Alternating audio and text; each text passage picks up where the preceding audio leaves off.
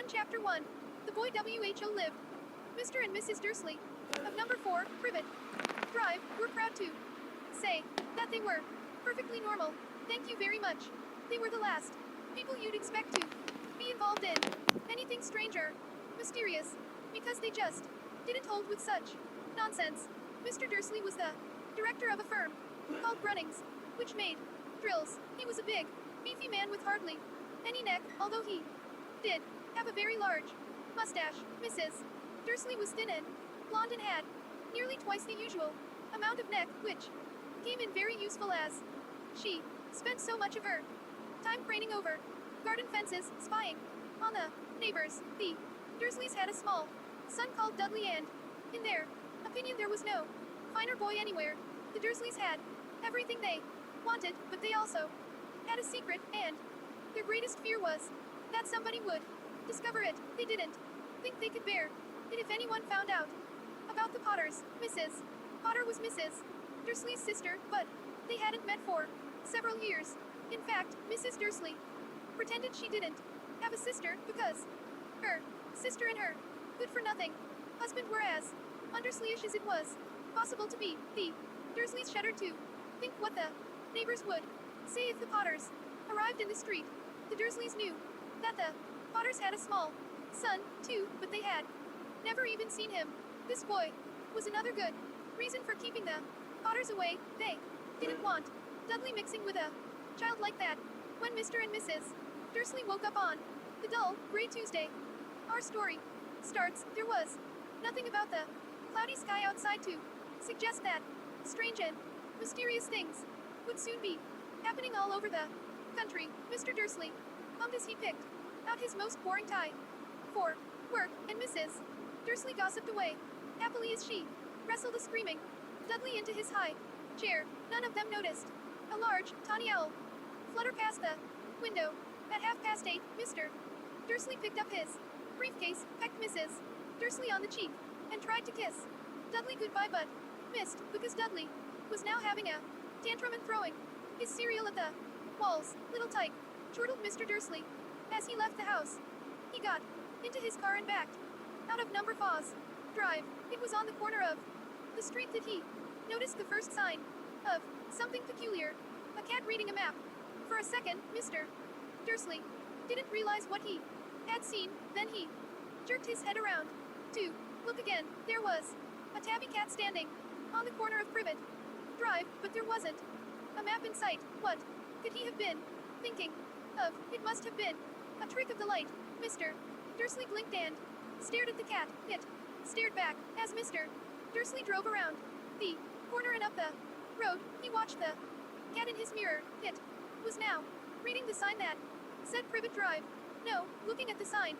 Cats couldn't read maps or signs. Mr. Dursley gave himself a little shake and put the cat out of his mind. As he drove toward town, he thought of nothing except a large order of drills. He was hoping to get the day, but on the edge of town, drills were driven out of his mind by something else. As he sat in the usual morning traffic jam, he couldn't help noticing that there seemed to be a lot of strangely dressed people about, people in cloaks. Mr. Dursley couldn't bear people who dressed in funny clothes, the get-ups you saw on young people. He supposed this was some stupid new fashion. He drummed his fingers on the steering wheel and his eyes fell on a huddle of these weirdos standing quite close by. They were whispering excitedly together. Mr. Dursley was enraged to see that a couple of them weren't young at all. Why, that man had to be older than he was, and wearing an emerald green cloak. The nerve of him. But then it struck Mr. Dursley that this was probably some silly stunt. These people were obviously collecting for something. Yes, that would be it. The traffic moved on, and a few minutes later, Mr. Dursley arrived in the Grunnings parking lot, his mind back on drills. Mr. Dursley always sat with his back to the window in his office on the 9th floor. If he hadn't, he might have found it harder to concentrate on drills that morning. He didn't see the owls swooping past in broad daylight, though people down in the street did. They pointed and gazed, open-mouthed as owl after owl sped overhead. Most of them had never seen an owl even at nighttime. Mr. Dursley, however, had a perfectly normal, owl-free morning. He yelled at 5 different people. He made several important telephone calls and shouted a bit more. He was in a very good mood until lunchtime, when he thought he'd stretch his legs and walk across the road to buy himself a bun from the bakery. He'd forgotten all about the people in cloaks until he passed a group of them next to the bakers. He eyed them angrily as he passed. He didn't know why, but they made him uneasy. This bunch were whispering excitedly, too, and he couldn't see a single collecting tin. It was on his way back past them, clutching a large donut in a bag, that he caught a few words of what they were saying. The Potters, that's right, that's what I heard. Yes, their son, Harry. Mr. Dursley stopped dead. Fear flooded him. He looked back at the whisperers as if he wanted to say something to them, but thought better of it. He dashed back across the road, hurried up to his office, snapped at his secretary not to disturb him, seized his telephone, and had almost finished dialing his home number when he changed his mind. He put the receiver back down and stroked his mustache, thinking, no, he was being stupid. Potter wasn't such an unusual name. He was sure there were lots of people called Potter who had a son called Harry. Come to think of it, he wasn't even sure his nephew was called Harry. He'd never even seen the boy. It might have been Harvey or Harold. There was no point in worrying Mrs. Dursley. She always got so upset at any mention of her sister. He didn't blame her if he'd had a sister like that, but all the same, those people in cloaks, he found it a lot harder to concentrate on drills that afternoon, and when he left the building at 5 o'clock, he was still so worried that he walked straight into someone just outside the door. Sorry, he grunted, as the tiny old man stumbled and almost fell. It was a few seconds before Mr. Dursley realized that the man was wearing a violet cloak. He didn't seem at all upset at being almost knocked to the ground. On the contrary, his face split into a wide smile, and he said in a squeaky voice that made passers-by stare, "Don't be sorry, my dear sir, for nothing could upset me today. Rejoice, for you know who has gone at last. Even muggles like yourself should be celebrating this happy day." And the old man hugged Mr. Dursley around the middle and walked off. Mr. Dursley stood rooted to the spot. He had been hugged by a complete stranger. He also thought he had been called a muggle. Whatever that was, he was rattled. He hurried to his car and set off for home. Poppinghay was imagining things which he had never hoped before, because he didn't approve of imagination. As he pulled into the driveway of number 4, the first thing he saw, and it didn't improve his mood, was the tabby cat he'd spotted that morning. It was now sitting on his garden wall. He was sure it was the same one. It had the same markings around its eyes. "Shoo," said Mr. Dursley loudly. The cat didn't move. It just gave him a stern look. Was this normal cat behavior? Mr. Dursley wondered. Trying to pull himself together, he let himself into the house. He was still determined not to mention anything to his wife. Mrs. Dursley had had a nice, normal day. She told him over dinner all about Mrs. Next Door's problems with her daughter and how Dudley had learned a new word. Won't. Mr. Dursley tried to act normally. When Dudley had been put to bed, he went into the living room in time to catch the last report on the evening news. And finally, bird watchers everywhere have reported that the nation's owls have been behaving very unusually today. Although owls normally hunt at night and are hardly ever seen in daylight, there have been hundreds of sightings of these birds flying in every direction since sunrise. Experts are unable to explain why the owls have suddenly changed their sleeping pattern. The newscaster allowed himself a grin. Most mysterious. And now, over to Jim McGuffin with the weather going to be any more showers of owls tonight. Jim. Well, Ted, said the weatherman, I don't know about that, but it's not only the owls that have been acting oddly today. Viewers as far apart as Kent, Yorkshire, and Dundee have been phoning in to tell me that instead of the rain I promised yesterday, they've had a downpour of shooting stars. Perhaps people have been celebrating bonfire night early. It's not until next week, folks, but I can promise a wet night. Tonight, Mr. Dursley sat frozen in his armchair, shooting stars all over Britain, owls flying by, daylight, mysterious, people in cloaks all over the place, and a whisper about the Potters. Mrs. Dursley came into the living room, carrying 2 cups of tea. It was no good. He'd have to say something to her. He cleared his throat nervously. Petunia, dear, you haven't heard from your sister lately, have you? As he had expected, Mrs. Dursley looked shocked and angry. After all, they normally pretended she didn't have a sister. No, she said sharply. Why? Funny stuff on the news, Mr. Dursley mumbled. Owls shooting stars, and there were a lot of funny-looking people in town today. So, snapped Mrs. Dursley. Well, I just thought maybe it was something to do with you. No, her crowd. Mrs. Dursley sipped her tea through pursed lips. Mr. Dursley wondered whether he dared tell her he'd heard the name Potter. He decided he didn't dare. Instead, he said, as casually as he could, son, he'd be about Dudley's age now, wouldn't he? I suppose so, said Mrs. Dursley stiffly. What's his name? Again, Howard, isn't it? Harry, nasty. Common name, if you ask me. Oh, yes, said Mr. Dursley, his heart sinking horribly. Yes, I quite agree. He didn't say another word on the subject as they went upstairs to bed. While Mrs. Dursley was in the bathroom, Mr. Dursley crept to the bedroom window and peered down into the front garden. The cat was still there. It was staring down Privet Drive as though it were waiting for something. Was he imagining things? Could all this have anything to do with the Potters? If it did, if it got out that they were related to a pair of, well, he didn't think he could bear it.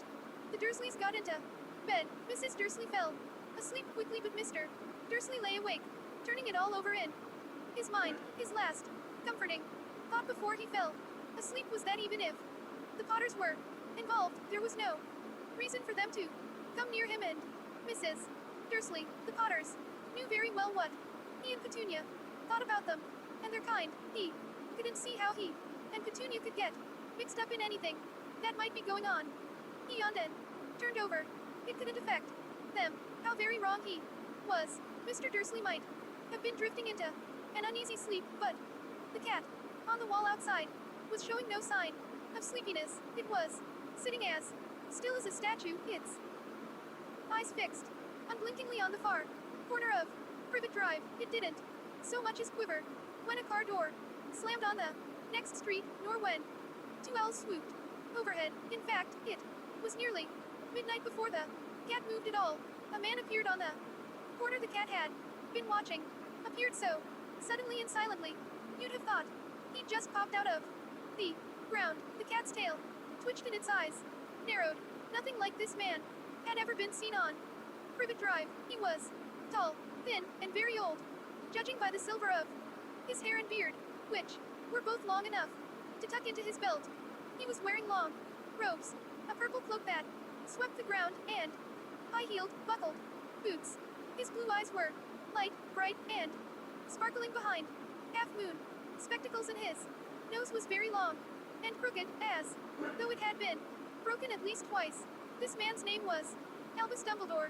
Albus Dumbledore didn't seem to realize that he had just arrived in a street where everything from his name to his boots was unwelcome. He was busy rummaging in his cloak, looking for something, but he did seem to realize he was being watched, because he looked up suddenly at the cat, which was still staring at him from the other end of the street. For some reason, the sight of the cat seemed to amuse him. He chuckled and muttered, I should have known. He found what he was looking for in his inside pocket. It seemed to be a silver cigarette lighter. He flicked it open, held it up in the air, and clicked it. The nearest street lamp went out with a little pop. He clicked it again. The next lamp flickered into darkness 12 times.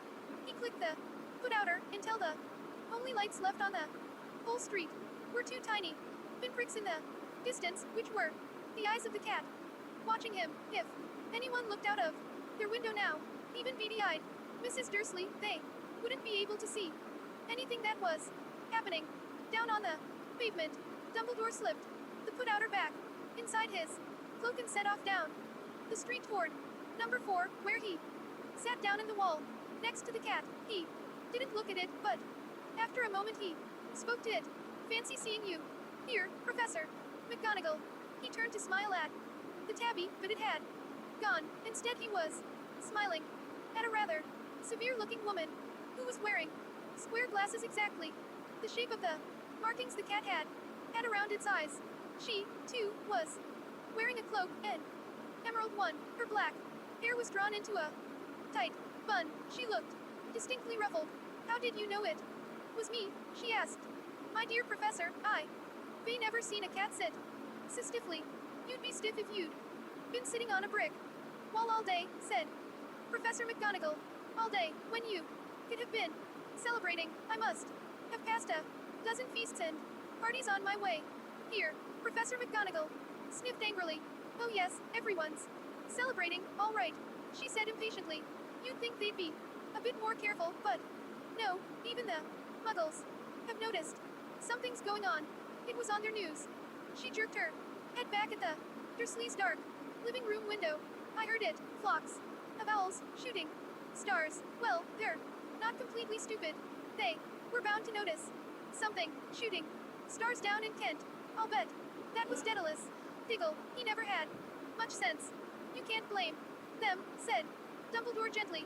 We've had precious little to celebrate for 11 years. I know that, said Professor McGonagall irritably, but that's no reason to lose our heads. People are being downright careless out on the streets in broad daylight, not even dressed in muggle clothes, swapping rumors. She threw a sharp sideways glance at Dumbledore here, as though hoping he was going to tell her something, but he didn't, so she went on. A fine thing it would be if, on the very day you know who seems to have disappeared at last, the muggles found out about us all. I suppose Harry Lee has gone. Dumbledore, it certainly seems so, said Dumbledore. We have much to be thankful for. Would you care for a lemon drop? A what? A lemon drop. They're a kind of muggle sweet I'm rather fond of. No, thank you, said Professor McGonagall coldly, as though she didn't think this was the moment for lemon drops. As I say, even if you know who has gone, my dear Professor, surely a sensible person like yourself can call him by his name. All this, you know who, nonsense. For 11 years I have been trying to persuade people to call him by his proper name, Voldemort. Professor McGonagall flinched, but Dumbledore, who was unsticking 2 lemon drops, seemed not to notice. It all gets so confusing if we keep saying, you know who. I have never seen any reason to be frightened of saying Voldemort's name. I know you haven't, said Professor McGonagall, sounding half exasperated, half admiring, but you're different. Everyone knows you're the only one. You know, oh, all right, Voldemort was frightened of. You flatter me, said Dumbledore calmly. Voldemort had powers I will never have, only because you're too, well, noble to use them. It's lucky it's dark. I haven't blushed so much since Madame Pomfrey told me she liked my new earmuffs. Professor McGonagall shot a sharp look at Dumbledore and said, the owls are nothing next to the rumors that are flying around. You know what everyone's saying about why he's disappeared, about what finally stopped him. It seemed that Professor McGonagall had reached the point she was most anxious to discuss, the real reason she had been waiting on a cold, hard wall all day, for neither as a cat nor as a woman had she fixed Dumbledore with such a piercing stare as she did now. It was plain that, whatever everyone was saying, she was not going to believe it until Dumbledore told her it was true. Dumbledore, however, was choosing another lemon drop and did not answer what they're saying. She pressed on. Is that last night Voldemort turned up in Godric's Hollow. He went to find the Potters. The rumor is that Lily and James Potter that they're dead, quote. Dumbledore bowed his head. Professor McGonagall gasped. Lily and James, I can't believe it. I didn't want to believe it. Oh, Albus. Dumbledore reached out and patted her on the shoulder. No, he said heavily. Professor McGonagall's voice trembled as she went on. That's not all. They're saying he tried to kill the Potter's son, Harry, but he couldn't kill the little boy. No one knows why or how, but they're saying that when he couldn't kill Harry Potter, Voldemort's power somehow broke, and that's why he's gone. Dumbledore nodded glumly. It's true, faltered Professor McGonagall. After all, he's done all the people he's killed. He couldn't kill a little boy. It's just astounding. Of all the things to stop him, but how in the name of heaven did Harry survive? We can only guess, said Dumbledore. We may never know. Professor McGonagall pulled out a lace handkerchief and dabbed at her eyes beneath her spectacles. Dumbledore gave a great sniff as he took a golden watch from his pocket and examined it. It was a very odd watch. It had 12 hands, but no numbers. Instead, little planets were moving around the edge. It must have made sense to Dumbledore, though, because he put it back in his pocket and said, Hagrid's late. I suppose it was he who told you I'd be here, by the way. Yes, said Professor McGonagall, and I don't suppose you're going to tell me why you're here, of all places. I've come to bring Harry to his aunt and uncle. They're the only family he has left now. You don't mean, you can't mean the people who live here, cried Professor McGonagall, jumping to her feet and pointing at number 4. Dumbledore, you can't. I've been watching them all day. You couldn't find 2 people who are less like us, and they've got this son. I saw him kicking his mother all the way up the street, screaming for sweets. Harry Potter, come and live here. It's the best place for him, said Dumbledore firmly. His aunt and uncle will be able to explain everything to him when he's older. I've written them a letter. A letter, repeated Professor McGonagall, faintly, sitting back down on the wall. Really, Dumbledore, you think you can explain all this in a letter? These people will never understand him. He'll be famous. A legend. I wouldn't be surprised if today was known as Harry Potter Day. In the future, there will be books written about Harry. Every child in our world will know his name. Exactly, said Dumbledore, looking very seriously over the top of his half-moon glasses. It would be enough to turn any boy's head famous before he can walk and talk. Famous for something he won't even remember. Gary, you see how much better off he'll be growing up away from all that until he's ready to take it. Professor McGonagall opened her mouth, changed her mind, swallowed, and then said, yes, you're right, of course. But how is the boy getting here? Dumbledore, she eyed his cloak, suddenly as though she thought he might be hiding Harry underneath it. Hagrid's bringing him. You think it wise to trust Hagrid with something as important as this? I would trust Hagrid with my life, said Dumbledore. I'm not saying his heart isn't in the right place, said Professor McGonagall grudgingly, but you can't pretend he's not careless. He does tend to. What was that? A low rumbling sound had broken the silence around them. It grew steadily louder as they looked up and down the street for some sign of a headlight. It swelled to a roar as they both looked up at the sky, and a huge motorcycle fell out of the air and landed on the road in front of them. If the motorcycle was huge, it was nothing to the man sitting astride it. He was almost twice as tall as a normal man and at least 5 times as wide. He looked simply too big to be allowed, and so wild. Long tangles of bushy black hair and beard hid most of his face. He had hands the size of trash can lids, and his feet in their leather boots were like baby dolphins. In his vast, muscular arms he was holding a bundle of blankets. Hagrid, said Dumbledore, sounding relieved at last. And where did you get that motorcycle? Borrowed it. Professor Dumbledore, said the giant, climbing carefully off the motorcycle as he spoke. Young Sirius Black lended to me. I've got him, sir. No problems. We're There, no, sir, house was almost destroyed, but I got him out all right. Before the muggles started swarming around, he fell asleep. As we was flying over Bristol, Dumbledore and Professor McGonagall bent forward over the bundle of blankets. Inside, just visible, was a baby boy, fast asleep, under a tuft of jet black hair. Over his forehead they could see a curiously shaped cut, like a bolt of lightning. Is that where? Whispered Professor McGonagall. Yes, said Dumbledore. He'll have that scar forever. Couldn't you do something about it, Dumbledore? Even if I could, I wouldn't. Scars can come in handy. I have one myself, above my left knee. That is a perfect map of the London Underground. Well, give him here. Hagrid, we'd better get this over with. Dumbledore took Harry in his arms and turned toward the Dursleys' house. Could I say goodbye to him, sir?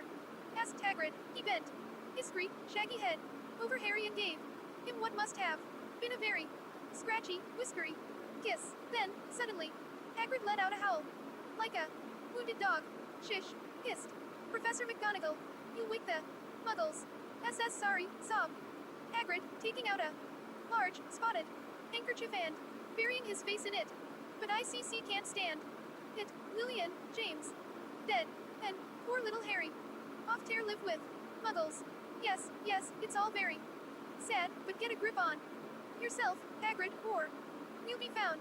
Professor McGonagall whispered, patting Hagrid gingerly on the arm as Dumbledore stepped over the low garden wall and walked to the front door. He laid Harry gently on the doorstep, took a letter out of his cloak, tucked it inside Harry's blankets, and then came back to the other two. For a full minute the three of them stood and looked at the little bundle.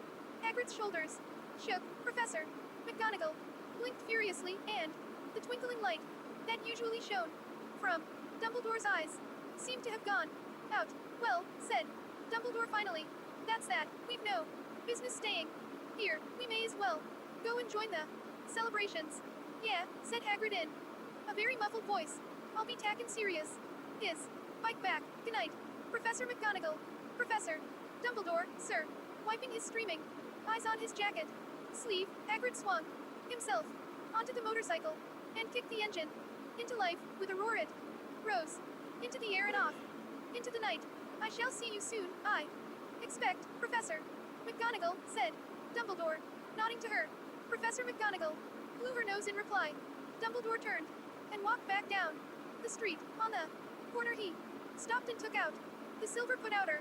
He clicked it once, and 12 balls of light sped back to their street lamps. So that Privet Drive glowed suddenly orange, and he could make out a tabby cat slinking around the corner at the other end of the street. He could just see the bundle of blankets on the step of number 4. Good luck, Harry, he murmured. He turned on his heel, and with a swish of his cloak, he was gone.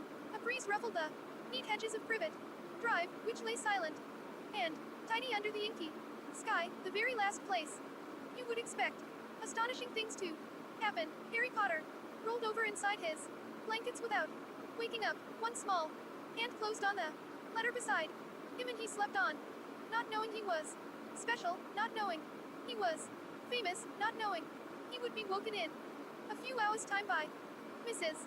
Dursley's scream as she opened the front door to put out the milk bottles, nor that he would spend the next few weeks being prodded and pinched by his cousin Dudley. He couldn't know that at this very moment, people meeting in secret all over the country were holding up their glasses and saying in hushed voices to Harry Potter, the boy who lived